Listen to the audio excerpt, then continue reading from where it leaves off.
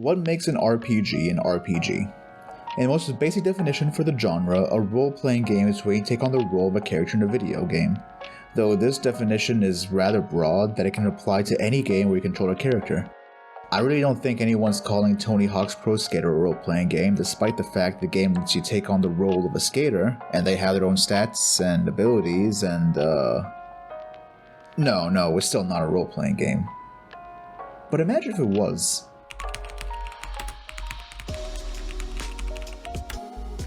Oh hey, someone made it into a tabletop. We need to add more to the definition of what a role-playing game is, and we can add what these supposed roles are. You know, like a tank, a healer, or a damage dealer. We can also add a focus of character development to it, a leveling system, major quest lines, and the more you look, the fuzzier it kinda gets to define a role-playing game. However, I like to be a bit pedantic at times, so I'm going to talk about Cyberpunk 2077's RPG system.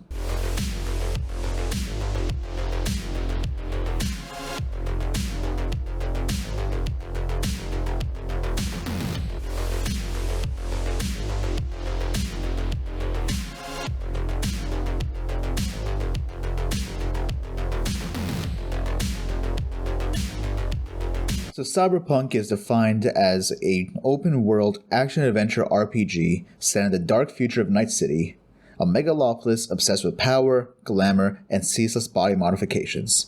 And CDPR seem adamant on calling it an RPG despite the fact that they removed that classification from the description previously.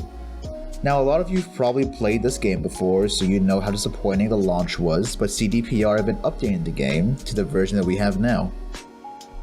And as I just said, they re-added the RPG classification, but I don't think so. I think this game is more of an FPS with RPG elements. So I'm pretty much going to go through this and judge this RPG and see if it actually holds up. This was inspired by an article I read on The Gamer titled, "I'm enjoying Cyberpunk 2077 a lot more now that I have stopped expecting it to be an RPG." Now don't get me wrong, I enjoy this game. I have about 300 hours or so in this, despite the fact it has like 60 hours of content with little replay value. And I feel that if you enjoy something, you can point at the flaws in it while still enjoying it. But before we talk about the game as is, let's touch a bit on developments. The pre-development for the game started sometime around in 2012. Where the tabletop creator for Cyberpunk, Mike Pondsmith, acted as a consultant to CDPR as they reached out to him and told him that they wanted to work on a Cyberpunk game. And in 2013, we got a reveal trailer from the studio that a new game was in the works. However, the development for the game didn't properly start until after The Witcher 3's final DLC, Blood and Wine. This was the perfect time for CDPR as well, mostly due to the praise they received for The Witcher 3. Both the game and the DLC were received with universal acclaim, and hopes for this upcoming Cyberpunk game skyrocketed within the fan bases. People were going to get an immersive and expansive RPG experience in a Cyberpunk setting with so many features being promised. We were promised a city of NPCs that had their own daily lives, an immersive police system that affected the player. Your quest decisions would actually impact the world around you. You'd have wall scaling, vehicle customization, a character creator where you can make a man, a woman, and a non-binary character as you saw fit. And the more you read, the more it felt like they were promising a holy land. And whether it was the developer's fault or the player base, hype was built around the game to such extreme levels that if standards weren't met, then it would be hit with massive disappointment. Now, for some features, they were rather transparent about it and scrapped during development, such as the wall scaling, the character customization, but other features weren't found to be lacking until release. What we did get, however, was full nudity, which was described by the game director Adam Badowski to show transhumanism, as they didn't want the nudity to be for shock value, though this is not exactly what transhumanism is. And while you can suggest that exposed cybernetics can be seen as nudity, having breasts on a screen with a cyber arm out doesn't really express that sentiment. Though this is something I might discuss further in another video. Other features which were promised was a multiplayer mode, though this has either been scrapped or pushed further back, and I don't recall there's been a confirmation on either regarding it. We were also told that the game itself is shorter than The Witcher 3, and this is due to not many people completing The Witcher 3 due to its length, and this is seen as either a good thing or a bad thing depending on your perspective. And at E3, where we had a proper trailer for the game, they also revealed that they managed to get Keanu Reeves to model for and play the character Johnny Silverhand, a key character in the world and one we'll end up dealing with more often. And as we waited for the game, we were actually lucky to get the open beta December 10th, 2020. And it was a buggy mess, but what beta isn't really? Wait, hold on. Oh, I got my notes wrong. Yeah, that was a full release for the game. So the game was actually set to release April 16th, 2020, but was pushed back 3 times until December 10th of that year, which didn't help expectations and honestly made people worried about the state of the game prior to playing it. And those fears were met with reality, though it could be just as immersive of an experience given you could just roleplay it as your own cyberware bugging.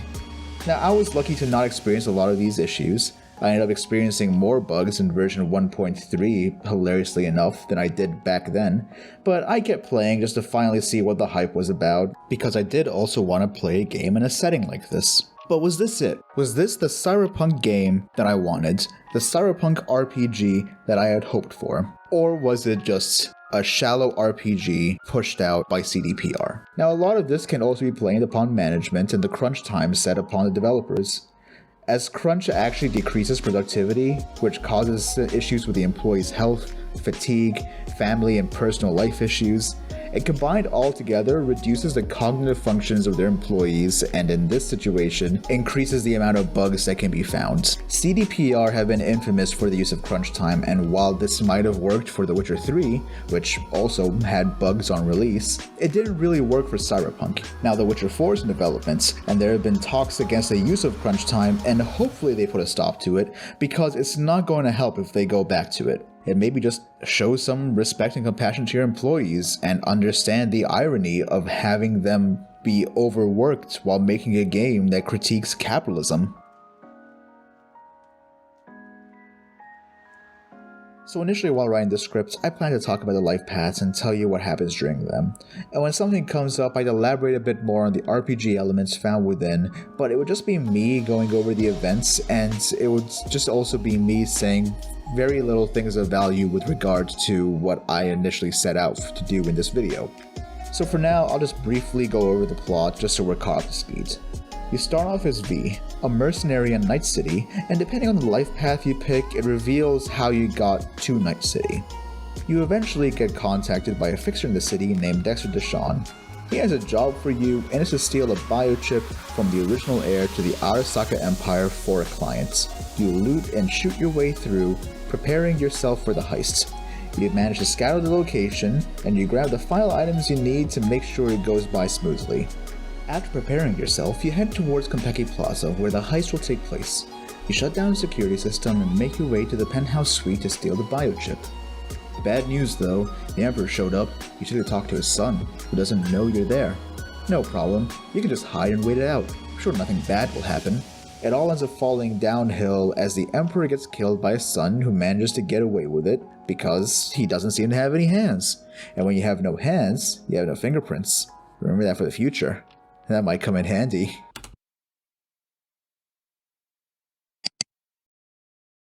As everything goes downhill, your crew begins to fall one by one. First your netrunner, and then your best friend, your main man, the one that made it all worth it, Jackie Wells, unsubscribes from life and shuts down. You get a quest reward of bullet in the head, but are you really dead?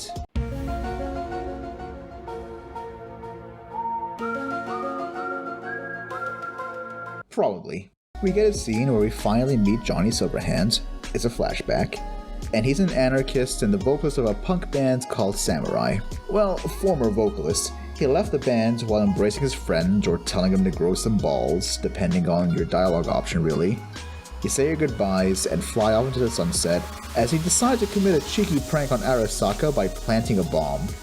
Johnny tries to escape, but he doesn't. He's captured and killed in a process known as Soul Killer as his psyche... be a soul, I guess. It's called Soul Killer. Maybe just the name is called Soul Killer. As his psyche is downloaded into the biochip, which triggers in your head, reviving you. Learn that the chip, however, is slowly downloading Johnny into your mind, overriding your own psyche, so now you have your goal of getting this anarchist out of your heads. But honestly, if we had Keanu in our heads, would we even want him out? So that's the plot. A mercenary is trying to save themselves from technology that's killing them. It has a clear goal and gives them motivation to carry on and find out what happens. It's an okay story, really, and with the promise that the world responds to your quest decisions, it'll only evolve onward from here, right? I mentioned Lifepaths earlier, but I didn't really go over what they were. So let's talk a bit about that.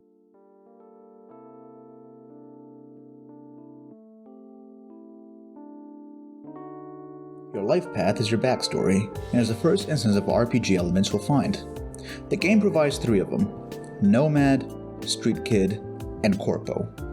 The life paths are somewhere between 15 to 30 minutes of gameplay, and it's mostly exposition that covers 3 things. Number 1, you get to meet Jackie Wells. He's important to the first act, and they want to set up his role in the plot. 2, you have to deal with Arasaka at some point.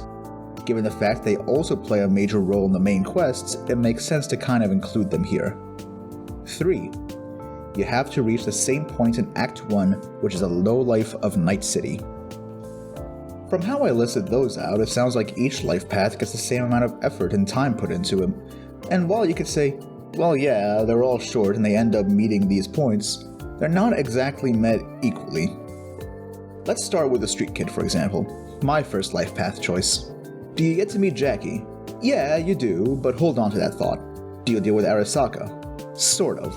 The story for the Street Kid is you get tasked to steal a car by a loan shark so he could forgive the debt the bartender has with him, and you're stealing it from someone from Arasaka. So you do deal with them, but it's really can be any other megacorp in the game and it would be about the same.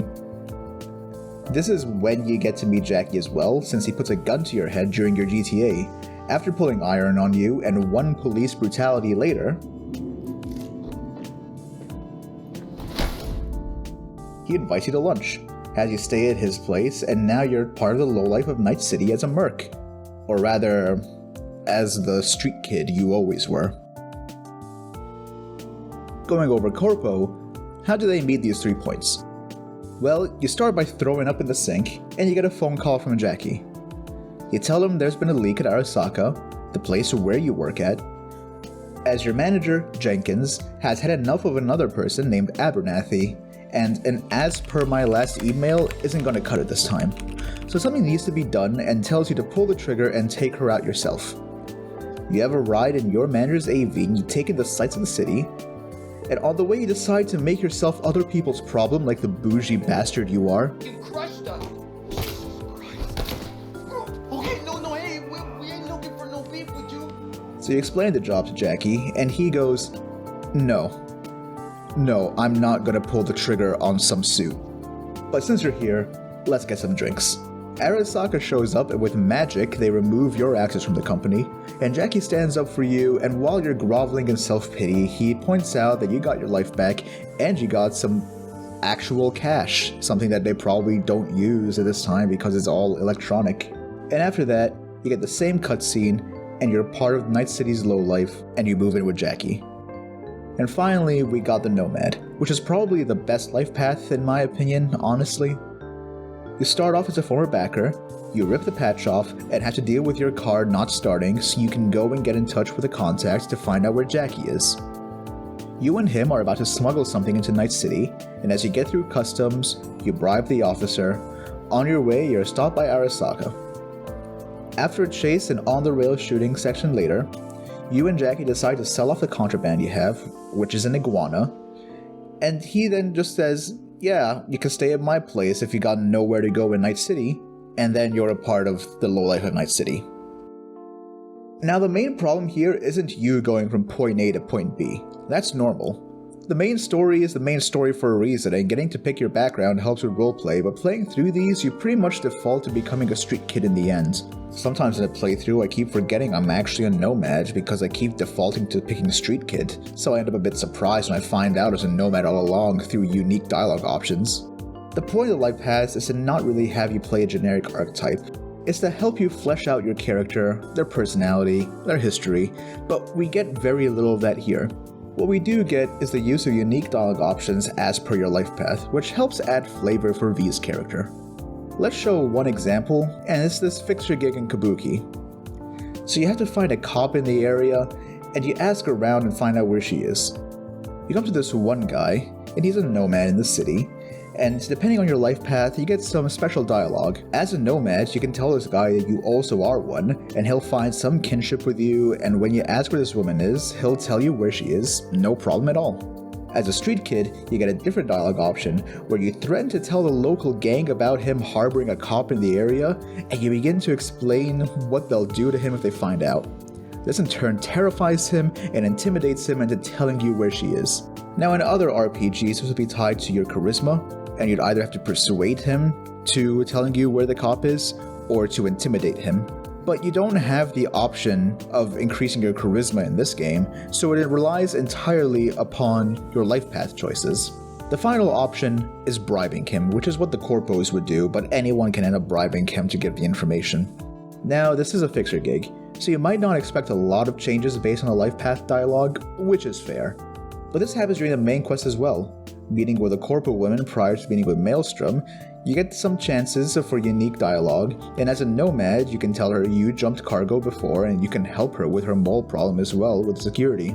She turns you down this offer and it doesn't really get elaborated upon. I don't think it even moves the dialogue ahead. As a corpo, however, you can tell her that her cred stick is obviously bugged and that this is one of the oldest corpo tricks. Despite knowing the stick is bugged, you can still use it and the outcome won't really change when paying with it. I guess V would know that it's bugged and end up being better prepared for when things go haywire, but it doesn't play out that way. If you were a street kid and you went down the same route, you don't get the info that it's bugged. You can find out in your menus, but not through dialogue, or be able to bring it up. And if you think about it, would a street kid or anyone else in this setting really trust a corpo? I don't think they would. So the thought of that not coming up seems a bit odd to me. Regardless of your life path, paying with the bugged stick does not really change much of the outcome. The outcome is actually whether or not you side with Maelstrom or you side against them, and if you side against them, then it concludes with a saucy scene in Act 2 with the corpo lady. Or, if you side with Maelstrom, you might find her body in the ocean, also in Act 2. These are tiny little things that affect the events you find in the story, but not much to really make an impact on the city or the quests themselves. Now, our character creation seems a bit bare bones. You can customize V however you want, and you get your choice of one of 3 life paths. But the 2018 demo video has shown a more in-depth character backstory creator, one that seems to let you mix and match aspects of your background in order to create a more unique and fleshed out character. It also feels like a shame they couldn't make something with it, given it would create more varied roleplay ideas, but instead we just have to make do with what we're given. I also want to point out as an aside that there's been a Reddit post by user Venandollar, and they made a post showing all the life path dialogue options, and I believe these are the only ones that give you a unique response to return. How many of them actually affect aspects of the story? I'm not really sure. I've done about half of those, but had no major impact on my game. While it's all nice flavor for V to showcase their backstory, it actually amounts to very little. What is interesting though is that Corpo has the most in terms of life path dialogue options compared to the other 2, which makes me wonder if they intended for Corpo to be the main life path people pick out for the story. Before moving on though, I want to talk briefly as well about one dialogue type you have in this game, the QuickTime dialogue. Now you've seen these, they're the bars that count down and you're required to select a dialogue option to continue. And yeah, these don't matter as much.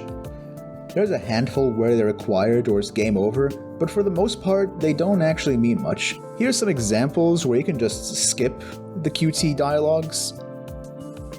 It's weird to say QT dialogue. You're used to saying QTE. QTDs? Well, Patty, what's it gonna be? A counter offer. Turn around now and slide your ass right back into your island.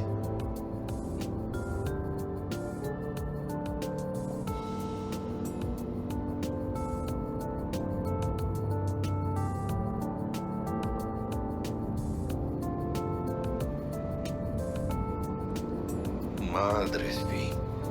This is the most important day of my fucking life. Hold on. Got something. Care to explain why you're bringing military equipment onto the premises into Konpeki Plaza?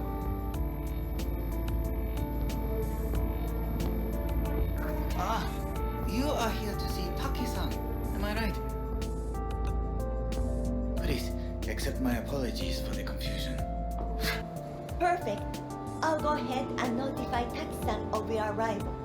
Shit, no good. Not part of the plan. Talk her up, V. Stall. What the hell, V? I said stall.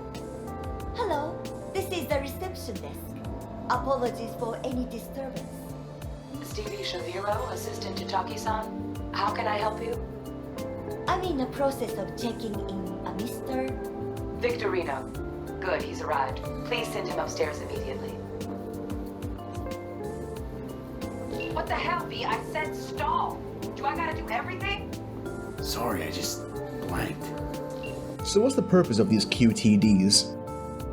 I guess that is to keep you on your toes, but if they're inconsequential, then what's the reason for having them? Imagine if a game had QuickTime events, but nothing changes when you miss those events. That's gameplay gone and it only really feels like filler. But dialogue is only really a part of an RPG. How does your character develop through the game?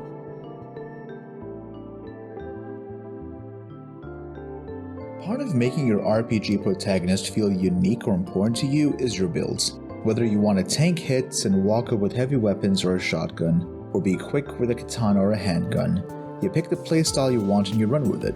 In this game, you have 6 attributes to spend points in, and within them you have 2 or 3 trees to put your perks in as well. They can help with exploration, stealth, hacking, gunslinging, weapon builds. However you wish to build, you can do that, with a few limitations. So let's say you want to use a handgun. Well, that's easy to do. You put your attributes into reflexes and spend perk points on the handgun tree. What if you want to use a katana?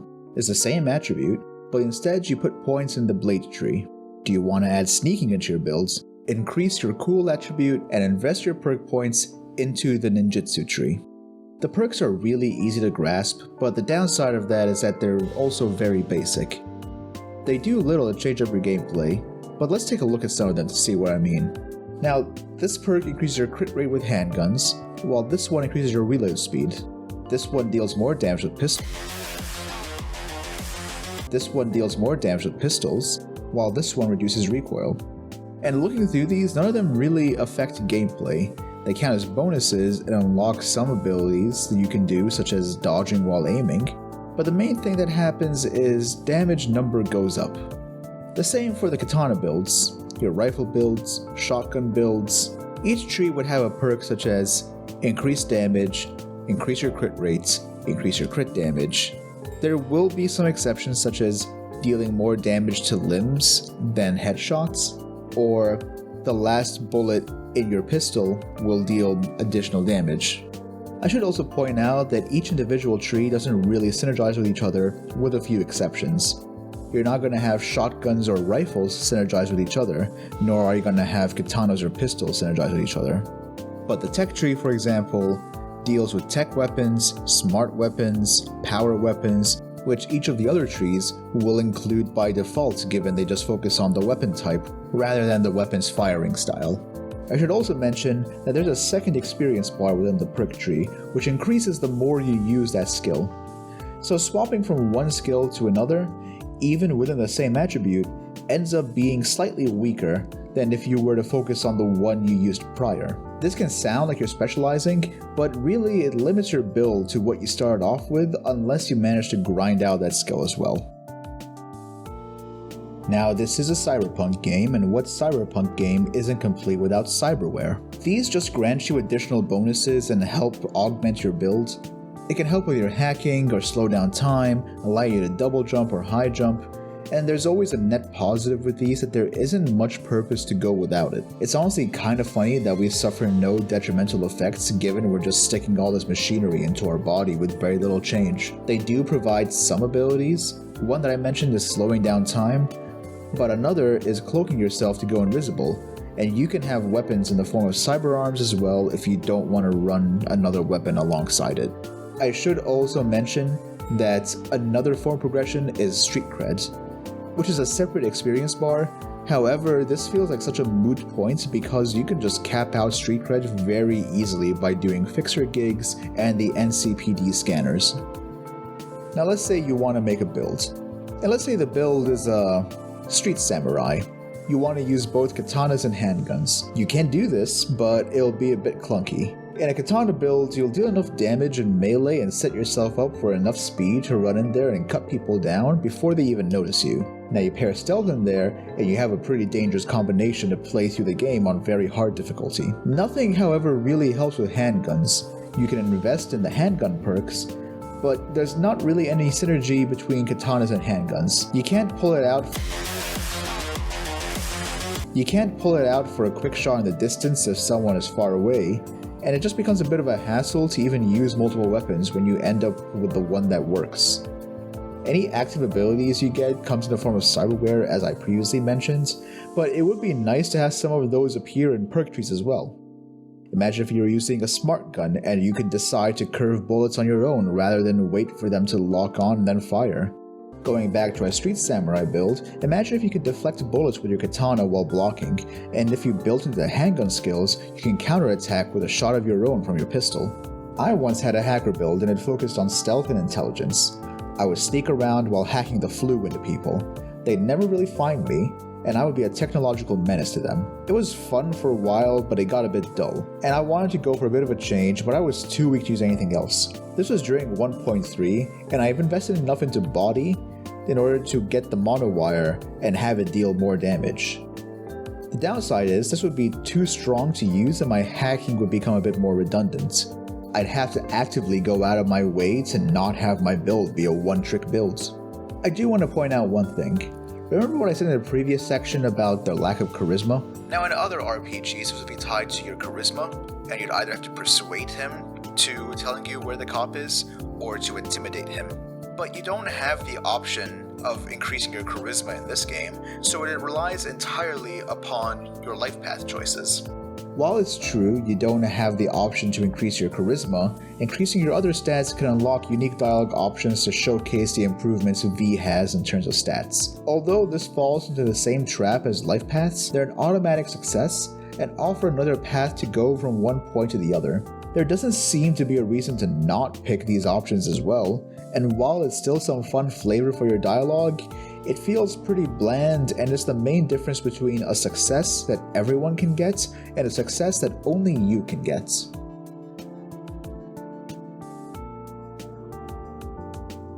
Quests can make or break an RPG, and it's honestly what people would end up remembering the most in these games. You don't tend to remember how many mobs you fight or how much iron you mined. You remember the stories, the plot, the activities that feel unique and impactful.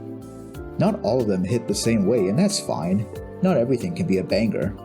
But the more good quests there are, the better. With Cyberpunk, I divide them into groups of 3. Your main quests, your side quests, and your gigs. Your main quests are the ones required to complete the game and unlock Nocturne OP 55N1. Your side quests are all the ones that are entirely optional, while gigs are the fixer gigs and the NCPD scanner jobs, and I have something to say about all of them, so we might as well start with the main quest line. After Act 1's prologue, you have all the map open to you. You can head to anywhere you want in the city and take on any quest that comes your way, and you're given 3 main ones. Funny enough, each one fits a life path that you've been given in the beginning, and while they mentioned you can perform them in any order, there isn't much of a difference based on which one you pick first. Say I pick Takamura's questline first, and Judy's second. There doesn't seem to be much difference in dialogue or conversation.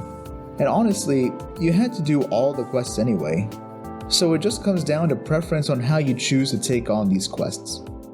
Some probably have to be done in a certain order because of potential characters dying, but even then it's just probably 1 or 2. I want to point out it's perfectly fine for an RPG to have a linear questline.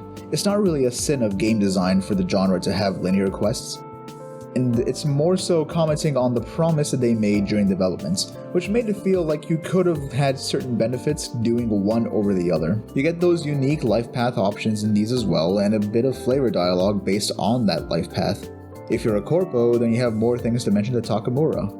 And if you're a nomad, you get more flavored dialogue with Panam, and it might feel like she'll warm up to you sooner. However, the differences are rather minor that your experience will be the same whether you picked any of the others. The main story has its highs and lows, but I honestly never really felt too drawn into it, apart from a few cases where I enjoyed the interactions you had with the characters, and there have been actual moments in this game where I actually did end up feeling pretty badass. I think my favorite ones have actually involved the Voodoo Boys, because as that culminates to its conclusion, you begin to feel like an actual menace to people. Like, people will begin to properly respect you. People will get to know who V is, and they will respect V. This of course comes down to the order in which you do these quests, because if you were to do this one last, then it does feel like it culminates into this quest line where you do feel like you've come to a conclusion in your story and there's just one final push to go on to reach the very end. However, if you don't do this last, then I can understand how the later quests might feel like a low point after this. Funny enough, I actually really enjoy the side quests a lot more than the main ones in this game. They're the ones that ended up sticking with me the most. But before talking about the side quests, I'd like to talk about the gigs very briefly. It's rather simple, so it won't take that long. So I lump gigs and the NCPD scanner jobs together, and the NCPD ones just include going to an area where you fight a small amount of gang members. Sometimes you'll have more, and there'll be one particular gang member to take out as well that will drop legendary loot or an iconic weapon. And other times you'll have just a crime reported, well, you'll pick up an item and then you have to go somewhere else and pick up the loots. Plot-wise, this is just to show world building that crime is rampant within the city, and you can just go deal with it and make some money, get some experience. The fixer gigs tend to involve stealing information or items. You knock someone out, you put them in a car, there might be some rescue missions. They're pretty simple, and they can be done relatively quickly as well and provide some more money and experience. I don't have much else to say about them. Adds a bit of flavor and story to the world, but I honestly wish we got more side quests than fixer gigs, but I'm not gonna be one to turn down experience and money. The side quests are probably some of the more fun aspects of the game to me, and they feel more varied out of the three. In fact, there are 3 side quests that involve popular streamers. You have Jesse Cox with his dick on fire, and you have to drive him over to a Ripper dock so he can get that looked at. I gotta get to a Ripper, man. You have Co-Carnage as a man spouting conspiracy theories on the streets, sleeping in an alleyway with a trash bag as an outfit. And you also have video game writer Alana Pierce if you play a Nomad, and she found your old car and you have the option to either take the car back or to let her have it. While there are a lot of side quests I can talk about, one in particular I want to discuss is Sinnerman. Apart from being one of the first noteworthy side quests talked about, it has a lot of qualities that make it a good one, but also has issues with it that levy my criticism towards the game. So what's Sinnerman about? You get hired by a fixer to meet with a client. The client's a man whose wife has been murdered during a robbery. He learned that the convict is out of prison and he's not too happy with the news. He hires you to join him to go and end this convict's life, which does not end up too well. The convict, Joshua, begins to talk to you about his philosophy, his newfound faith in Christianity. He seeks to make amends and find redemption for his actions, while also sending a message to the people of Night City. He has to make a stop first. Joshua hasn't only killed the wife of your client, he's also killed a member of a family you're going to meet. You learn the sister of the deceased is the one who has been sending messages to Joshua, and she's the one that has brought him towards religion. And you begin to learn of how he seeks redemption. A crucifixion. On top of his crucifixion, there's also a braindance studio who seek to film and sell this for profit. Already you can feel the unease, and it only gets worse when the mother of the deceased walks in. The tension fills the air as Joshua apologizes for his actions, and you begin to see the struggle and refusal to accept his apology, and makes you see the dichotomy of how one can forgive while the other cannot. Eventually, you get driven to a diner and you have the option to leave or to stay with Joshua. And if you stay, you can make him doubt his goal, the path he's walking on, much to the dismay of the Braindance Studio's agents. Prior to the filming, you get called back by Joshua again, and he feels uneasy. He wants you nearby, and you can either help him by reinforcing his faith, or by causing him more doubts. He asks if you can nail him to the cross, and you can either accept or refuse. You can even walk away. The tension and anxiety I felt during this part, as I watched this all happen, was surreal to me. Not one I'd expect to feel in this game, given the usual combat you encounter. If you reinforce his faith, he dies with conviction. But if you had him doubt, then the brain dance flops. I've gone briefly over this, and while the dialogue options are limited as per usual for the game, are really well written. It makes you question what's the right thing to do. You want to resolve it, and you want to try to get the best outcome. Unless you don't really care, of course, and you just want the quest rewards. And with the fact that you feel so powerless to stop it, so helpless as this happens, you witness what is essentially a snuff film being made. You can't help but wonder if anything can be done at all. The writing for this side quest beats a lot of the main story quests for me.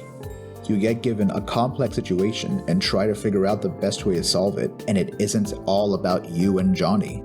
The criticism I have for this, though, is the conclusion to the quest. The game has quests that take you from point A to point B, and you go through various paths and end up to the same conclusion. It's like having the final sentence to a story, but you can choose how it's worded. However, the meaning doesn't even change. You go in expecting to make a difference or affect the characters, but you just don't. The few times you do doesn't feel all that impactful. You don't experience the lasting effects of your actions, and the city doesn't change. You barely make a dent into it. While I did feel I was causing Joshua to doubt more, the fact that he simply passes away afterwards makes me feel like whether I had him doubt or reinforce his belief meant very little. I know this is a cyberpunk setting, a dystopia where people care about money and their own ego, and you're just a tiny dot on a major stain. But I would hope for a video game, you'd get something more out of it. In RPGs, the illusion of choice is just that, an illusion. All roads lead to Night City, but the illusion here feels much more obvious than the other RPGs I've played, and that bothers me somewhat. A story isn't really a good one unless it has characters to help carry it along, and we might as well talk about our main character, V. V is probably one of the least interesting characters in the game. They have a personality of their own, but it's very bare and basic. This helps the player mold V into their own image of how they want them to be.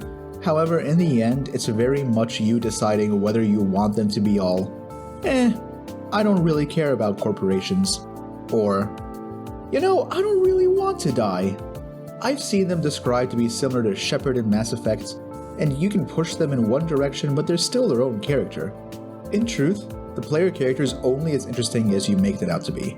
How you view V is however you play them and the dialogue options that you pick. It's fine though, the story isn't just about V. We meet a whole cast of characters here with their own backstories, their own motivations, and their own personalities, and over time we end up having so many interactions with them, I can't help but feel more invested and interested in everyone else than I am in V's journey. I personally enjoyed talking with Takamura, and in particular when you and him are sitting in a construction site and you're just talking to each other over your pasts. You learn that he grew up in the slums of Japan, he was picked by Arasaka and trained from a young age to be a soldier, and this is what he wanted. You can select the dialogue options to push back on him, and you can understand his view and his character. It adds life to him, and honestly, it's from this dialogue that made me start to like his character a lot more than before. It starts to feel like V and Takamura can actually bond, a mercenary and the bodyguard to the former emperor. And it's not just Takamura, but Panam, Judy, Carrie, Claire, any character that you spend time with in the side quests, it starts to feel like V is able to bond and understand the rest of the cast of the game.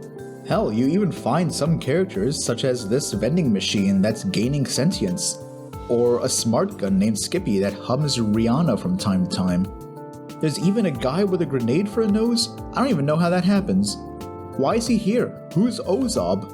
I know it's Bozo backwards, but why this guy?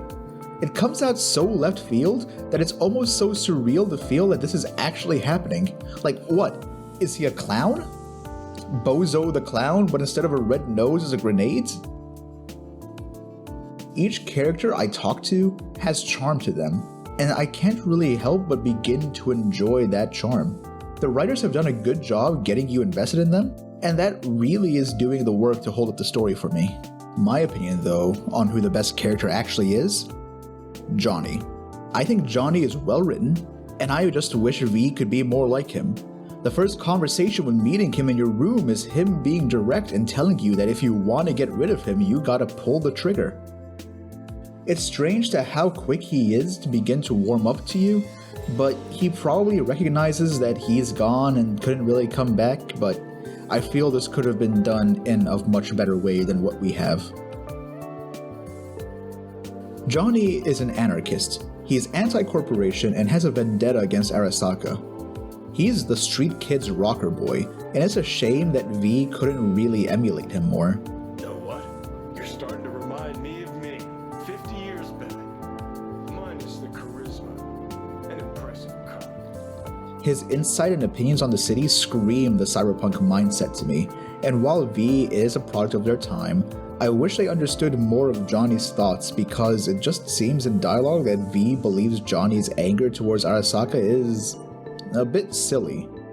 It's the mindset of, how are you going to go against a huge corporation like that? What are you going to do about it? Now, I enjoy V for who they are, but I sometimes wish we could play more Johnny or a character like Johnny. You're more like me than you think. You'll see. We do have moments where Johnny takes control of V and we do pick his dialogue options, but it's so few and far between that I wish we had more of that. Imagine if we could play a rocker boy and have that anarcho-punk attitude. We come close, however, as we have a side quest with Johnny and Carrie where we get Samurai back together so I can, if only for but a moment, live out my rocker boy dreams. If only we could do more of that outside of these quests, which leads me to my next point. One complaint people had with the game during development is that it's all in first person. There are instances when the game would swap to a third-person perspective, either while driving or whether you're in photo mode. I'm sure there are even mods that can do that, but for now, you're in first person. But there's a reason for this. When a game is set like this, the intent behind it is to get you immersed into it. You have the entire city in front of you, and you are walking around seeing everything through the eyes of V. You're meant to feel like you are V. You're meant to be V. And with the intent of having you be immersed, it must mean that the city also is living and breathing, and you can't get lost in it while going on your quest to get Johnny ripped out of your head. There are locked doors everywhere. Why are there so many doors and so many of them are locked? Every single one I find doesn't lead to a point of interest, locked. It makes sense that people need security and you can't just break into a place and walk in like no one's business, but I see some buildings that might have something I'd be interested in looking in, but it's all locked, and apparently someone found one unlocked door, opened it, and behind it was another locked door. What about restaurants and bars? You can enter them, but you really just scroll through a menu and buy what you want. Don't think you can actually sit down and take time out to relax. You're running around doing fixer gigs, side quests, and you can stay awake for days on end, but if you want to find a place to sit down or some minigame to take part in, you're out of luck. In the 1.5 update, they did add apartments that you can buy, and inside you'll be able to pour yourself a drink, watch TV, play the guitar in one of them, and it's a nice addition to get a new place, so I can't really complain much, but it would be nice to see more around the city open up. Wait, more points of interest, not apartments. It's fine if we have like all the apartments now, but like, I meant more points of interest.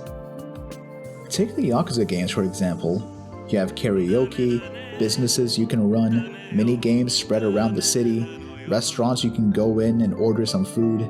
There's a lot more to do in Kamurocho alone than in Night City.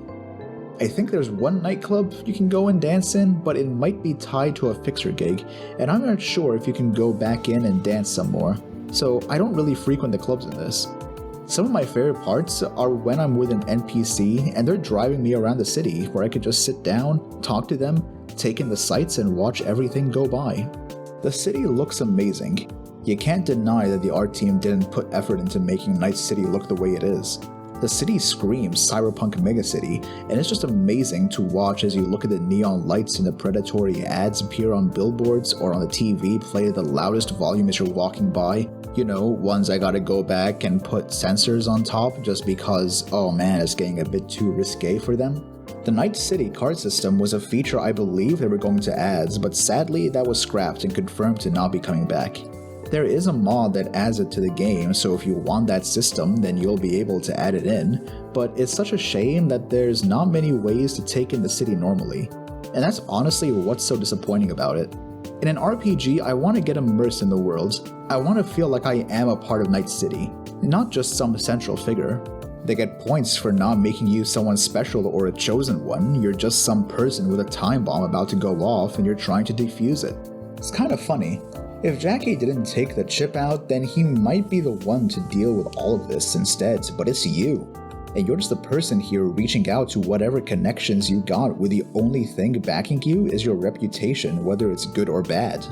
I mentioned in the previous part the characters in the game, and they help you get immersed in the city life, but I just wish there was more. A lot more. It's missing something to really get the roleplay to hit home. That tiny bit of having moments to yourself to sit back and take everything in. They tried as well, and there is a side quest where a monk gives you some brain dances to meditate on the elements as a way to get you out of the city to relax. But I wish we had something like that for us to just watch the city skyline as we enjoy a drink or something. With how big brain dances are, you'd think they'd actually put some just for us to have recreationally.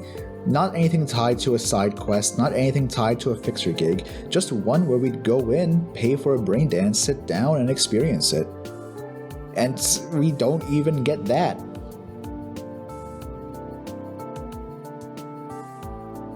Now you might be thinking, Kagi, come on.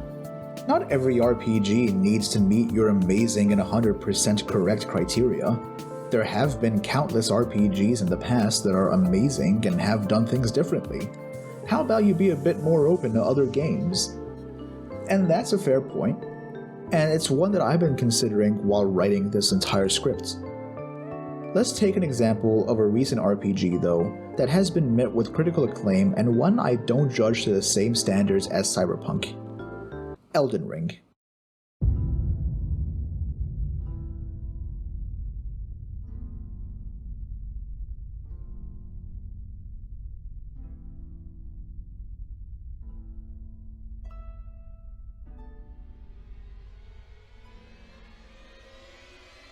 Elden Ring is a good game, a really good one. It's not without its faults, but it's one of my new favorites. It has an open world environment, it has its quest lines, but it lacks much of a roleplay background. It lacks what I considered earlier to be an extensive RPG experience. And I've been thinking about why Elden Ring gets a pass over Cyberpunk, and it really comes down to the main focus of the game. Elden Ring's main focus is the combat. It's the journey of fighting all these monsters and bosses. You have a plot and you have your character storylines to interact with, but you can ignore the story and still have an enjoyable experience traveling through the world.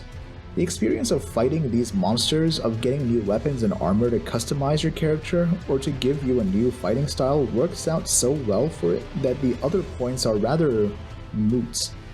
Yeah, you can sit down in the game, but you can't really relax in the sense of getting yourself immersed in the world. Your choices don't matter in the long run. The world isn't going to change if you fail one quest line, but it's still a good RPG. In Cyberpunk, the main focus of the game is the narrative.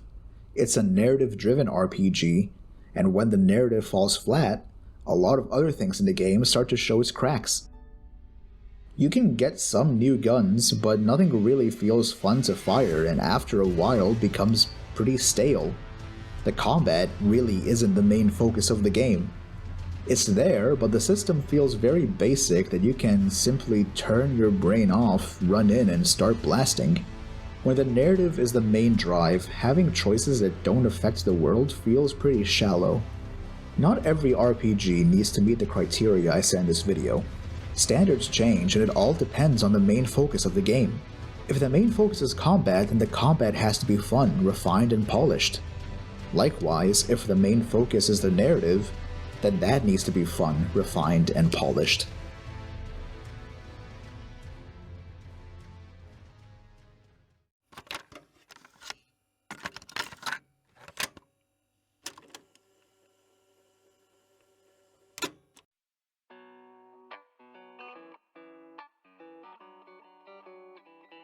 So what does this all mean? Is Cyberpunk a bad game? No. It's not really a bad game. It's not a great game either, but it's okay. It's solid if you want a game that takes place in a cyberpunk setting. The current version fixed a good amount of issues the game has. It added the ability to change V's appearance, it added apartments you can purchase, and it reworked some perks. It added a progression system with fixers, and it almost feels like an RPG. Almost. It's like the current version was meant to be the game on launch, and if they held off until that, then the game would most likely not have had as much negativity as it did. Granted, people would still be bothered, but you can't really please everyone now. I'd argue that even with these improvements, the game is still an FPS with RPG elements. CD Projekt Red have stated that they are working on DLC for the game, and I'd be interested to check that out, see what they'll create, if it'll affect parts of the base game as well, and if they can turn the game into a more fully fledged RPG. My opinions on how this turns out is best said by Dexter Deshawn in the first act of the game. Quiet life or blaze of glory? Later now.